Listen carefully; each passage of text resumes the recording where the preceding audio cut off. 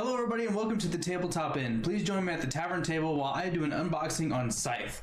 Scythe is a 1 to 5 player game designed by Jamie Stonemaier and published by Stonemaier Games, one of my favorite board game publishers and board game designers because he also made viticulture and that is one of my favorites. I'm going to go ahead and read off the back here the backstory of Scythe. The ashes of the First Great War still darken the snow in 1920s Europa, the capitalistic city-state known simply as the Factory, which fueled the war with heavy armored mechs, has closed its doors, drawing the attention of several nearby countries. With characters from 5 factions converging onto a small but highly desired swath of land, who will gain fame and fortune by establishing their empire as the leader of Eastern Europa. So I actually don't know the specifics of this game. I know it's kind of like a fighty type game where you're fighting the players. You're also building out the empire, as the back of the box says. Why don't we go ahead and bust the box open and see what it looks like when you first get it. So first off, this box is huge. It's a very big box. It's a very thick box. The box is huge, and that is probably because this game has a bunch of miniatures in it, which I'm super excited about. Talk about the artwork on the front. It's great. I really love it. I feel like pretty much any Stonemaier game is going to have fantastic art on the box. Loving it. Loving it all. Loving the mech theme. I'm always down for some mech action. Flip it over, check out the back here. The back has got pretty detailed pictures of the miniatures that are in the game board and the player boards, and then a whole list of components. A lot of components. So very big game. Let's go ahead and slide it open and see what we get. Excuse me. Very tight box. So first thing we have is a promotional card for the digital edition of Scythe, which is really nice. I might take a look at that so I can see if it helps me learn the game at all. We've got the rule book, which, holy crap, that is a thick rule book. Holy moly. No page numbers. I'm not even going to bother counting all the pages for you, but just know, very thick rule book, but it looks like it's also filled with a bunch of pictures. So that's probably why it's so thick, is that there's a lot of picture explanation, or picture examples, that's pretty common in Stonemaier games. So that's probably why it's so thick, is there are a lot of pictures. So don't let that freak you out. Well, also, it looks like we've got quick reference sheets. We've got quick reference guide. There's only one, and it does come with a quick setup, which is really nice. Got turn order and important concepts. We got achievement sheets. You may write down your name on the achievement sheet up to 2 times per game. Well, that's kind of interesting. Hopefully that's not I kind of hope it's not a integral part of the game, because I'm not a huge fan of games that require you to write just because you have to get the recharge for it. We've got Scythe Automa, so we've got the solo variant rules here.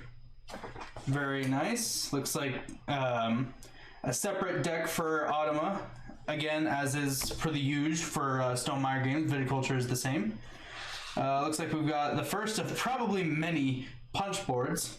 So it looks like we've got, oh, they're even labeled. That's really nice. So here we've got structure bonus tiles. These 3 right here. We've got $20 coins, got $10 coins, multipliers, and $1 coins, and more coins along the bottom here. Sorry, I'm not doing good at camera today. And then encounter tokens. So nice. I like that they have them labeled. More money. Looks like this board is pretty much the same. The structure bonus tiles are a little different, and the multipliers are a little different, but they still serve the same purpose. We'll set those off to the side here. That can't be the only board of punch, right? Oh boy. Ooh. We're gonna look at that. Actually, we're just gonna look at it now. We're gonna set this off to the side. Look at this board. The board is also thick, dummy thick. The board's gonna be huge. What do we have here? Are these bits holders? Did these come with bits holders? No way. No way. What is this?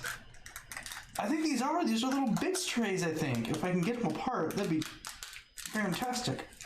Oh, oof. There we go. That's so cool. So they've got a little SM on the top. That's really nice.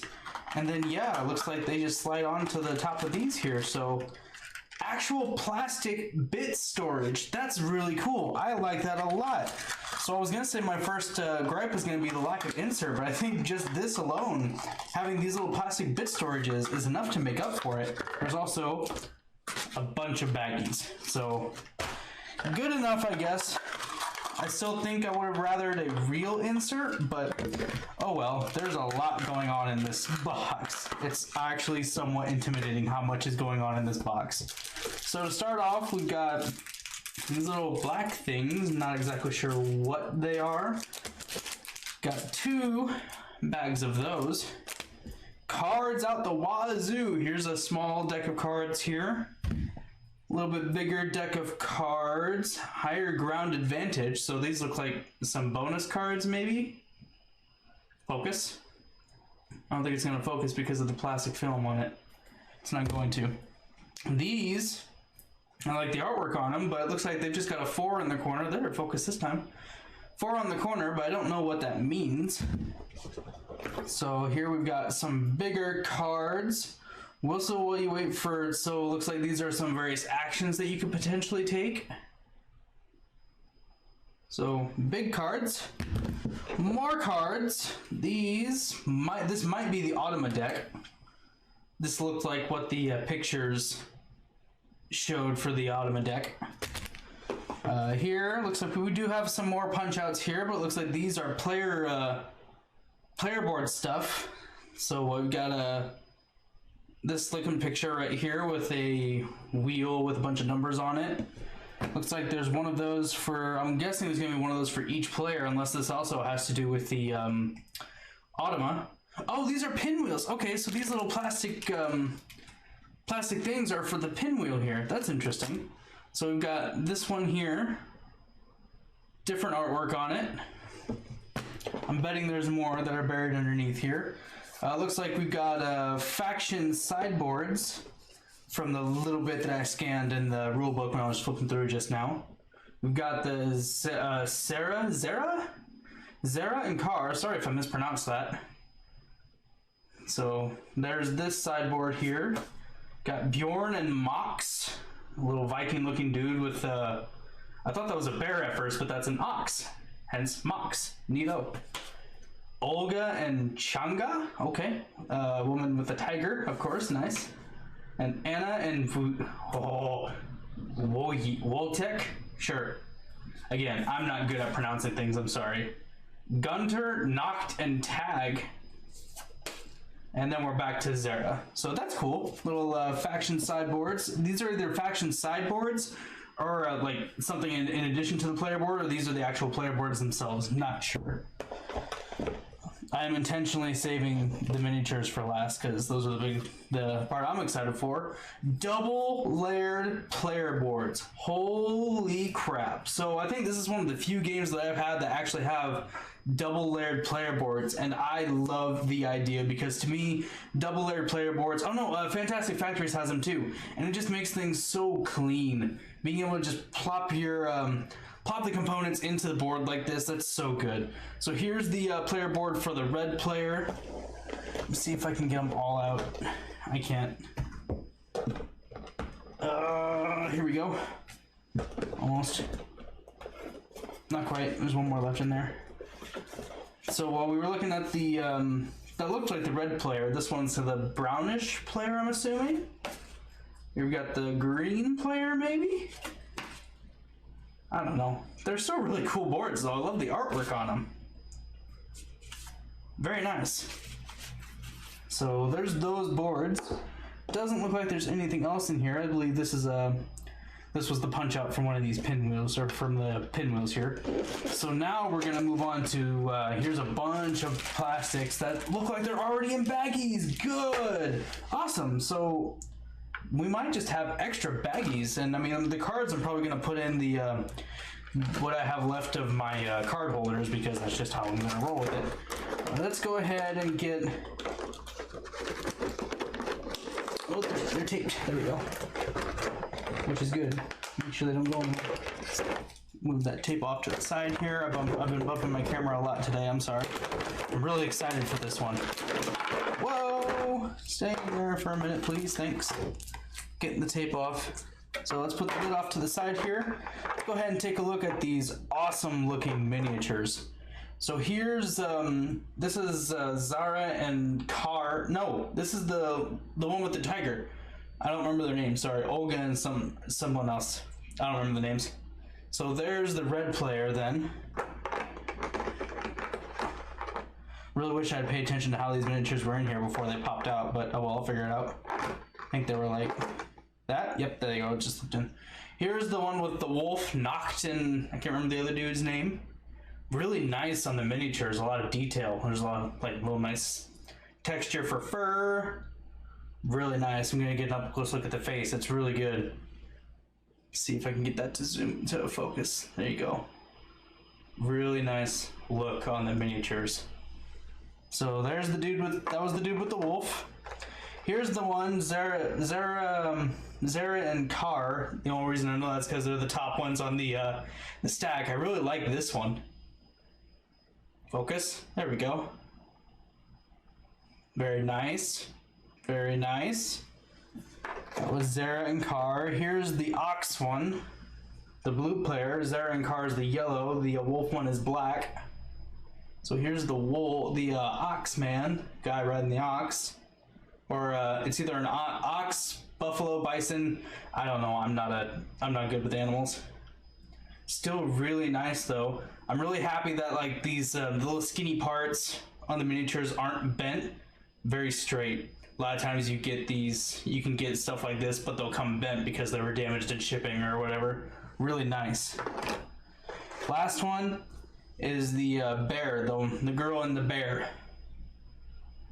And the white player. The ox was the blue player. Yeah, blue player. If I didn't say that out loud, excuse me. So we've got the bear and then the girl. It won't focus on this one, unfortunately. Still really nice detail on these miniatures. Really good. So those are the different players that you can play as, or characters I should say that you can play as. There's an art to getting them to go back into the box that I've yet to master. We'll figure that out in a minute. And then here we've got the mechs that the players use. Now on the back it said that it's colorblind friendly, and that's because these mechs are all different style. They're not all the same. So here you've got the red mech. Please focus. There it goes. It's doing it. It wants to. Anyway, the red mech here, really nice. There's a lot of intricate detail on this mech that you're not going to be able to see because the camera just refuses to focus today. Very unfortunate. It just won't. It won't do it, but there's a lot of incredible detail on this mech. So those are the red mechs. I believe they're all the same. Yep. No, I lied. This one's a little different. This one's a little smaller, I believe. Nope, the styling is just slightly different. My bad. They're all the same, which is fine. You know, every factions, their mechs aren't going to be all uniquely different. That's kind of part of the whole colorblindness. Here's the white mech. Very neat. There it's focusing a little bit. You can see a little bit of the detailing on the mechs here. Very nice. So those were the white ones. Here are the yellow ones, a little smaller. Kind of look like strange robot dogs, but they only got 3 legs. Oh, there's actually 2 legs and then a wheel on the back. And a large wheel on the front. Except this dog also has a tank barrel, so that's nice. And then we've got the blue mechs. Little spider looking things, of course. Very cool. I kind of like this one, I'm not gonna lie. But I think that's just because blue is also my favorite color. Very good.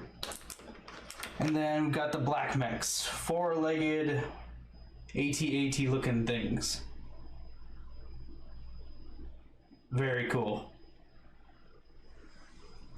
Very nice. So those are all the miniatures that you get in the game. A lot. Go ahead and look at some of these wooden pieces here. Looks like we've got Meeples in here. I won't pull them out of the box unless the camera refuses to focus, just to keep everything as clean as I can. Here we've got a bag of stars. Each player is going to have a bag of these stars. They pretty much look fairly similar to Tuscany stars, the expansion for viticulture, which is fine. It's the same developer, so it makes sense. Here it looks like we've got some Meeples. Custom Meeples. Very nice. Always a fan of custom Meeples. Looks like the Meeples are... Oh no, they're not the same because they have to be colorblind friendly. So yes, all of these, minus the stars, are going to be a little different. The stars just look like they're about to be the same. So yeah, the blue Meeples are just a little different than the red Meeples.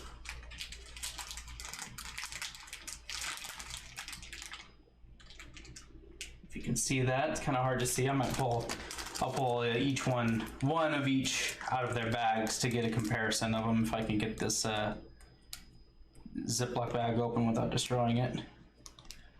A lot of components in this game, a lot. Which isn't a bad thing, but at the same time that just means that setup is probably going to be a little bit nightmarish, and I'm guessing teaching this is going to be a little nightmarish. So here are the red and blue Meeples. Different as you can see. Which again, nice for people who are colorblind. Really liking the inclusivity. There we go here. I don't even know if that's the right word. If it's not, oh, I didn't pay the attempt. Here we've got the black, white, and yellow Meeples. See if we can get one of each out of here. So here's the yellow Meeple that looks fairly similar to the red. No, looks fairly similar. Missing an arm basically. The red one is compared to the yellow. There we go. We'll just compare all these to the red Meeples to prove that they are all in fact different. Here's okay. So they're similar, but they are still different. So here's red and white. Very, very similar, but not by much. Put the white away, and then we'll look at the black. I probably should have used the white for the black to really stand out on the different standout. I don't know what I'm saying. There's so much going on in this. It's kind of awesome. So there's the black and red Meeples. So just a comparison to show that yes, they are all in fact different, which is really nice. Let's go ahead and get the Meeples put back away before I make a bigger mess than I've already made. But again, it looks like the stars are the same, which I don't think is a huge deal as long as you keep the stars. I think the stars are going to go on your player board of some sort, I think. Don't quote me on that again, I do not know a lot about this game. But if they do, then there's really no need for them to be different styles. Same for these components that I'm about to pull out, which are building tokens. These don't really need to be the same because each player is just going to have their own. And in fact, they are the same. But again, that's totally fine because each player should just have their own anyway. They're not going to be out on the main board. So there's a pyramid looking thing. There's a familiar one in here. If any of you have played viticulture, a windmill. There's a hexagonal token here. That I believe I saw a hexagonal shape, yes, in one of the player boards here. There is this right here that I assume that fits into. There is another familiar piece that looks like it's derived from viticulture, which is this little building here. So they're all the same for the between different players. So not really going to go through each and every one of them. I've got this bag here full of more yellow pieces. There's a yellow pawn here. A little basic, but I mean, heck, compared to the rest of the game, I'm not complaining. There's this little guy right here. Not sure what he is. And then there's this heart token here, and then the rest of them are just basic cylinders. I say basic, but I mean there's nothing basic about this game. It's insanity. Looks like the heart cylinders and the pawn are all the same per player. Again, I'm assuming these are just personal use tokens, so there's no need to keep them colorblind friendly because most players should just be keeping them to themselves. So those are the extra player pieces there. We'll stick them back in there. Looks like here we've got, looks like resource tokens, I'm guessing, question mark. Looks like we've got, I believe this is going to be metal. They've got the shape of metal anyway, like metal ingots. Baggie full of those. I'm guessing this is going to be a crop of some kind. I was going to say wheat, but that almost looks like a pumpkin of some sort. So a crop of some sort. Looks like we've got pieces that I'm guessing this is going to signify lumber or wood. Very cool. And then I have no idea what these are. They look like the Green Lantern shape, but I don't think Green Lantern's in the game. So there are those. Baggie full of those. So all of the resources, very cool. This game is just so huge, and we haven't even looked at the player board yet, or the main board yet, excuse me. And I'm kind of scared to get that thing sprawled out. But without further ado, let's get it sprawled out. Wow. Big board. This board is huge. So the board is double-sided. I do not know what the other side is for. I'll see if I can get it flipped over for you without hurting myself or the board. I mean, well, from what I can tell on this second side, it looks like half of a map, which means there are boards that take up even more over here, and that's insane.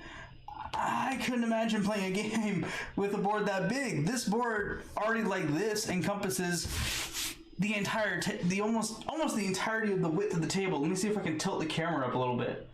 There's the other side of the table. It's huge, so I couldn't imagine playing with this other side. And I also don't know how you do it because, again, it looks like you're missing half of the map. So I don't know if below the insert in there, I guess I didn't look at that. I don't know if there's a second board in there. Ooh, if there is, it's probably going to stay in there because this board is huge. But not only is that not a bad thing for me, in fact, it's the exact opposite. I like it when boards are big like this because a lot of times it lets you enjoy the artwork on it. And in this case, the artwork on this game is great. I'm loving this game board so much, no matter how big it is. So again, I don't know a whole lot about the game. I'm guessing these different symbols here signify the starting point for different players, but I'm not 100% sure on that. So again, really great artwork on the board. Really excited to get this going. Why don't I go ahead and get everything boxed up. Let me flip through the rule book a little bit just to see if I can figure out what the other side of this board is for. If not, I'm going to jump over to Board Game Geek and figure it out because I'm curious if that's how it is. So stand by. Let me get this all stored up. Really quick, I just noticed this while I was putting the box back together. There's this graphic right here that looks like it's supposed to show how the game is stored. However, I think this is for some kind of deluxe edition because either that or it's just really detailed, but I don't see this going together exactly like this. I'll try it whenever we get everything pulled out and, you know, set up. Whenever I go to store it, I'm going to try to do it this way, but I don't think it's going to work out. I think I'm just going to stick with how it's put away in the insert. But on the other side of this, which I thought was really cool, I'm really going to try to do this without dumping the contents of this box. We've got the Scythe playtesters, literally a whole slew of playtesters. You can see just how tiny that text is because there's so many. We've got Scythe Automa, playtesters, proofreaders, and digital file translators. So that's really neat. I like that a lot. So I just want to point that out before I finish getting this put back together. Now for real, let's go sit back down. So I did a little bit of looking on Board Game Geek, and it turns out the other side of the main board is just one half of an extension you can get. You can buy a second extension to fill out the rest of the board. I believe the idea is it's the same board, just bigger hexes. So you have to buy that extension basically to have the entire board for the other side. Me personally, I'm totally fine with using the side with the smaller hexes, but I could see how having the larger hexes could be good for people who maybe don't have really good eyesight, or just ones that would like to use the bigger hexes and like the table presence of having the massive board out on the table. So there's so much I want to say about this game, and I don't think I'm going to be able to find the words for it. It's huge, and I'm not going to lie, somewhat intimidating. Just the amount that's going on in the game is staggering. The components are great. The detail on the miniatures is fantastic. The punch boards, I haven't really gotten a chance to punch them out yet, but I mean, it's Stonemaier games. They're going to be good. I'm already feeling the board, and they feel really nice. Of course, with Stonemaier games though, you can also get metal upgrade tokens for this money. I think I'm going to do that because I did that with Viticulture after our first playthrough, and I've loved it ever since. It just makes playing the game feel so much better because you're using those metal pieces versus just the punch outs. I actually don't think we played Viticulture with the punch outs. If I remember right, the punch outs are actually beneath the insert on the game, and I just used the metal money when I first got it, and I didn't regret that decision at all because metal money is so great. The theme in this game is fantastic. I'm so looking forward to getting into it. Wow, I'm so excited that I'm stuttering so much. I really like that they had the play testers all along the sides. I like the graphic for the insert, based on how to put it away. I'm really looking forward to trying that out to see if it actually works. If it doesn't, it's no big deal because the way they had it in here, I mean, they pretty much got everything ready to play straight out of the box. Everything has its own individual baggies. The only thing you really got to do is punch them out, and they give you so many extra baggies that you could almost give all these punch outs their own bags. And I mean, the cards, they could even have their own bags too. I'm just going to use the Zen bins that I've had from Miniature Market that are fantastic. Highly recommend picking those up too if you have a lot of games that are heavy on cards. I guess my only gripe I'd have about the game is I was expecting a bit of a better insert. I know I was just harping on the fact that I love the storage on this. However, comparing it to like Viticulture, which had its own insert that kept its cards at least in a pile, it's a little bit of a letdown that this one just has the basic insert that has it divided into two separate sections, but those two separate sections are just big openings. There's no way to actually store the cards without having to use bags. Me personally, I'm not a fan of putting cards in bags if I can help it. I'm always worried it's going to mess up the corners when they're like ruffling around in the box with nothing but the plastic to protect them. So if I had to gripe, that would be the one. But for now, I think this is going to be a fantastic game, and I really can't wait to get into it. We will definitely be streaming this. Hopefully it doesn't turn out like my Captains of the Gulf stream where I kind of botched the rules a little bit. This one, I'm really going to take my time with learning it, and I might even look up the digital version of this game and maybe play a few rounds on that. Not only to maybe help me learn the rules, but it would be nice to see how it actually compares to the board game itself. But for now, that is all I have for my unboxing of Scythe. Again, really looking forward to getting into this. Thank you, Austin and Bela, the ones that are playing games with me, for buying this for my birthday and Christmas. I appreciate it, and I really look forward to playing it. But for now, thank you so much for watching. I hope you enjoyed your stay at the Tabletop Inn. We'll see you next time. Take care.